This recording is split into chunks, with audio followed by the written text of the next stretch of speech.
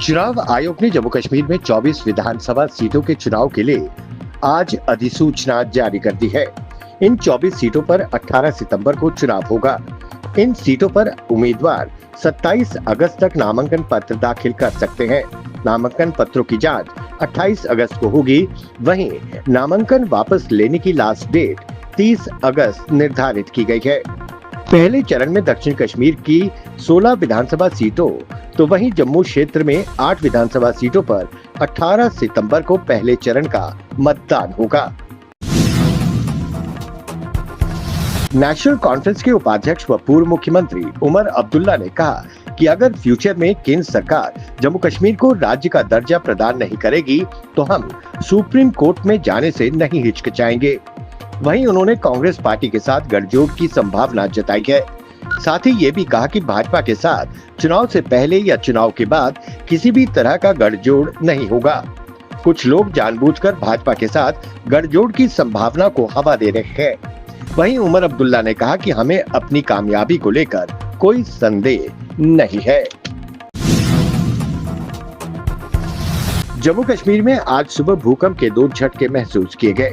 राष्ट्रीय भूकंप केंद्र के मुताबिक बारामूला में रेक्टर स्केल पर 4.9 तीव्रता मापी गई। भूकंप के झटकों से लोगों में दहशत है और लोग अपने घरों से बाहर निकल आए। वहीं जानकारी मिली है कि पुंछ में भी झटके महसूस किए गए। फिलहाल इससे किसी के नुकसान की जानकारी सामने नहीं आई। नेशनल कॉन्फ्रेंस ने अपनी विधानसभा चुनाव के लिए घोषणा पत्र जारी कर दिया है।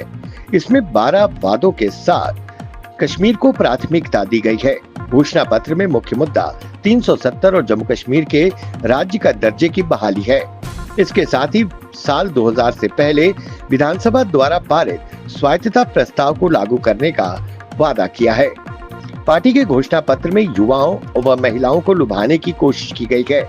इसके साथ ही 200 यूनिट मुफ्त बिजली देने की घोषणा कर आम मतदाताओं को भी अपने पक्ष में करने का प्रयास किया गया है। घोषणा पत्र में लगभग सभी वर्गों को छूने की कोशिश की गई। नई सरकार में पहली निर्वाचित सरकार में अनुसूचित जाति व जनजाति के लिए रिजर्व विधानसभा की 16 सीटें किंग मेकर की भूमिका में रहेंगी। इनमें अनुसूचित जाति की 7 व अनुसूचित जनजाति की 9 सीटें हैं। पहली बार एसटी आरक्षण से इस वर्ग से जुड़े मतदाताओं में खासी उत्साह है। इन 16 सीटों पर जिन पार्टियों का भी कब्जा होगा वो निर्णायक होगा। कोलकाता के आरजीकर मेडिकल कॉलेज और अस्पताल में ट्रेनी डॉक्टर से दुष्कर्म व हत्या के मामले में सुप्रीम कोर्ट में सुनवाई हुई। शीर्ष अदालत ने जूनियर डॉक्टर की दुष्कर्म के बाद हत्या और अस्पताल में तोड़फोड़ के मामले में स्वतः संज्ञान लिया है। Chief justice of India DY Chandrachud की अध्यक्षता वाली पीठ में न्यायमूर्ति जेबी परदीवाला और न्यायमूर्ति मनोज मिश्रा शामिल रहे। सुनवाई के दौरान चीफ जस्टिस ने कहा कि ये सिर्फ एक मर्डर का मामला नहीं है, हमें डॉक्टरों की सुरक्षा की चिंता है। बेंच ने इस मामले में पीड़ित की पहचान उजागर करने पर चिंता जाहिर की। साथ ही केस में पुलिस जांच को लेकर आरजीकर मेडिकल कॉलेज के प्रिंसिपल संदीप घोष की भूमिका तक पर सवाल उठाए। कोर्ट ने मामले में 8 सदस्यीय टास्क फोर्स के गठन का फैसला लिया है।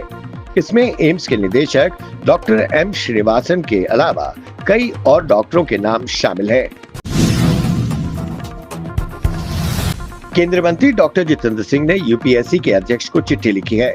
मंत्री ने यूपीएससी की तरफ से सीधी भर्ती यानी लेटरल एंट्री से जुड़े एडवर्टीजमेंट को रद्द करने के लिए कहा है। मंत्री ने कहा, प्रधानमंत्री का ये पुरजोर तरीके से मानना है कि विशेषकर आरक्षण प्रावधानों के प्रतिपेक्ष में संविधान में उल्लेखित समानता और सामाजिक न्याय के सिद्धांतों के अनुरूप लेटरल एंट्री की प्रक्रिया को सुसंगत बनाया जाए।